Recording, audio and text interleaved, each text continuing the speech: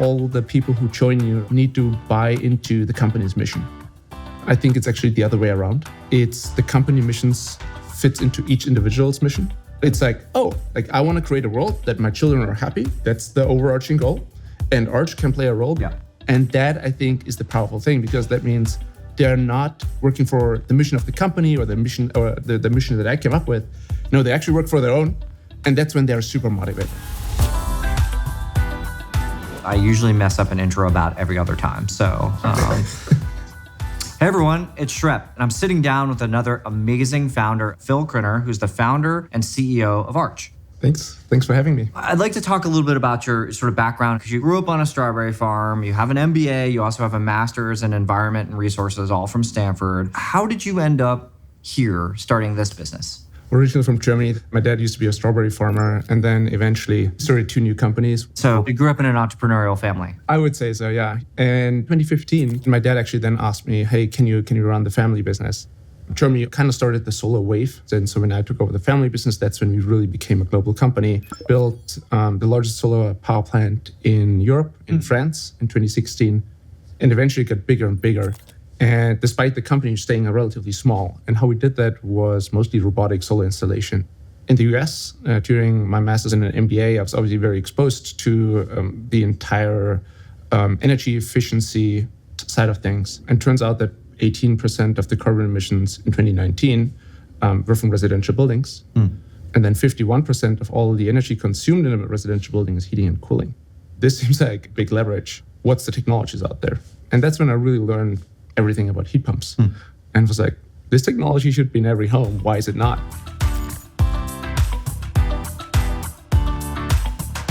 Now, heat pumps are this magic box. So I put a watt of energy into this magic box, and somewhere between 1 to 5 watts of heating or cooling come out of it. So more heating and cooling come out of it than energy put into it, which seems like it violates the laws of thermodynamics. Right. And that was actually my first reaction. I was like, how can it be 3 to 5 times or whatever as efficient? Like there's a little magic gnome in there somewhere. Exactly. Where does the energy come from? A heat pump is actually not using the electricity to actually create the heat. You're not, let's say, burning the electricity. And so the core principle is movement of heat rather than generating heat. Heat is captured from the outside, and then you're basically upscaling the heat via compression, and then transferring it inside. But in terms of like the energy bill at the end of the month should be significantly better with a heat pump than these existing legacy technologies. Sometimes it is. And quite frankly, sometimes it isn't. But today we have no transparency around that. In some homes, a heat pump is completely outperforming. And quite frankly, there's also homes where it is not yet, or a key challenge that we actually saw is that just no one actually knows, like from home to home. This sort of magic technology that in the right applications can be dramatically more efficient and cheaper over the long run, that sort of depends. And then how does Arch step in to help solve this problem?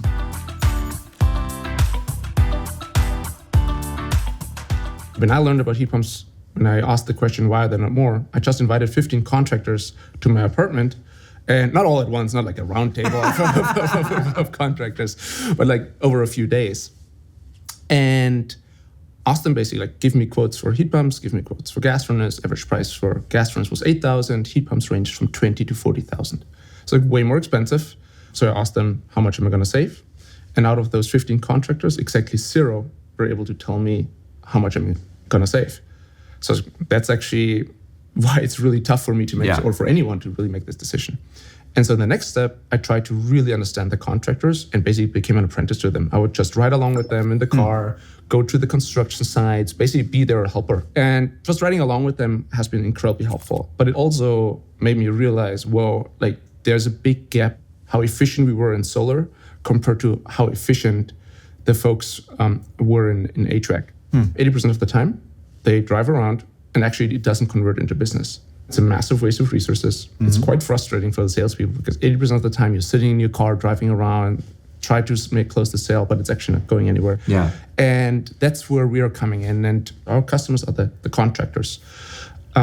We try to give them the smartest sales tool, analytics tool. And rather than going on site and driving everywhere, we want to basically be so good in analyzing the home and optimizing the entire system that a contractor actually can analyze the entire home up front. You know, we've seen it in solar. You can do digital sales, and people are willing to purchase if the analysis is properly done. So that's number one, where we like analyzing the home. where we try to help the contractors and increase like their efficiency. The second one is savings forecasts, where we try to give the contractor a tool that they can make a really strong case in favor of a heat pump. And where the homeowner now actually has the comfort of, hey, like I know what to expect. And lastly, financing. This might be the biggest lever. Today, the interest rates for financing heat pumps is around 15 to 20%. If you think about when do you replace your heating system, it's basically an emergency, and lenders can actually, quite frankly, charge whatever they want. And so what we are trying to build eventually is a platform that is informed by intelligence for financing. Okay, there's so much here. And I love it because there's an old saying, there's no free lunch except for efficiency. Efficiency is a free lunch because it makes everything better with no real cost. And in this case, what you're saying is, look, I can deploy a heat pump. It's going to lower the customer's monthly bills in the right circumstances. It has a very low risk of failure because you know what the device is. And because you can predict all of those things, you can then offer a lower interest rate, which means that the total cost out the door for the consumer all in is even lower. Huge benefit to the consumer, huge benefit to the planet. And so you combine all of those things, and it seems like a massive, massive opportunity. So you kind of have this flywheel effect, or this virtual cycle of, there's more demand. So now the manufacturer's actually manufacturing more, so it gets even cheaper, and then there's even more demand. And that's why solar, quite frankly, took off like that. So can I ask you a different question about choosing the right problem versus choosing what you know, which is, as a person with a hardware background, it would have been really tempting to be like, oh, what we need is like a new kind of a heat pump. How did you avoid not leaning on the thing you know and like trying to just be objective about what the right answer was? I saw that there's like a lot of technological innovation already in the pipeline. So the cost curve is actually on a good way. And then also understanding the landscape on the software side of things that I simply took for granted in solar. I was like, whoa, there's nothing. Some of the manufacturers, they try to be really helpful, but they are a little bit archaic, these software tools. And so really honing in on the problem helped me remove my background from like, oh, I need to have a hardware solution. And it was just more and more clear what is actually needed, and what the biggest need is the digitalization.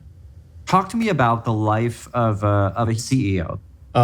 One principle I always try to do in the morning is like, hey, like what actually matters. One, still being with the customer. We spend most of our time like learning from them. That actually, I think, is actually the most powerful way of even engaging them, seeing it as a learning. Number two, building the team. Every time someone joins the team, I want them to pull up the team. And the third one is then actually just execution and, like getting things done.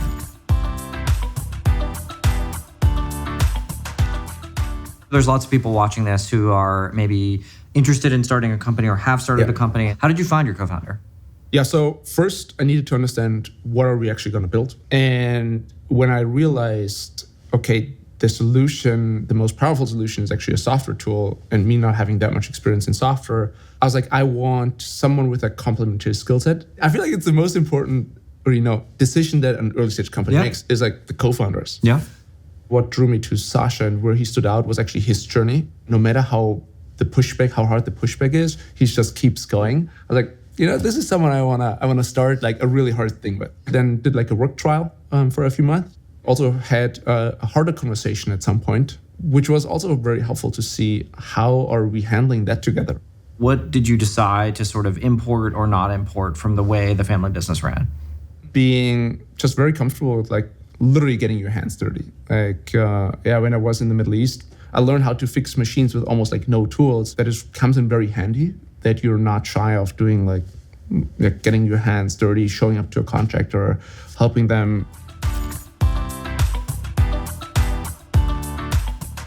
Someone watching this might be like, hey, like I want to start a climate tech company. What is it like to break into the venture ecosystem? What does it mean to raise venture dollars? I probably would have pursued this company no matter what. Even if I wouldn't have got funded, it would have just been very slow. A venture-backed company just helps you accelerate. Why did you go with the investors you went with? Variety of reasons. Our first investors were, quite frankly, really prepared. Like they knew the market. They really could challenge me. Had I figured out every question? No. But they were almost like a really good thought partner. And another layer that we definitely considered is also like a signaling effect for early talent. Sure. Like the first people who join you, they take a massive leap of faith, right? Yeah. And so if you have some investors that maybe this talent actually knows, is for them just a tiny more data point of, oh, this could be actually a company I want to join.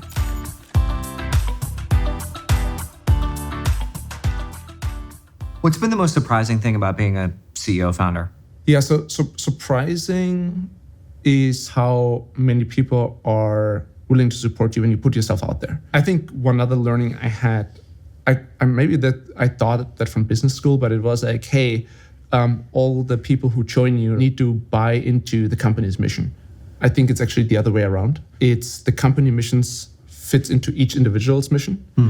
It's not that Arch is their life mission. Like, I want to create a world that my children are happy. That's the overarching goal. And Arch can play a role. Yeah. Right. And that, I think, is the powerful thing, because that means they're not working for the mission of the company or the mission that I came up with. No, they actually work for their own. And that's when they're super motivated. Yeah. I like that. That combination of sort of a massive outcome, but practical day-to-day steps towards that goal. Yes. And I think some companies get too incremental, some are too in the clouds. And it's that combination that really makes the magic. Yes, and being able to go back and forth. Yeah. Some week you need to stay like, what's the big vision? And some weeks it's all about execution. Yep.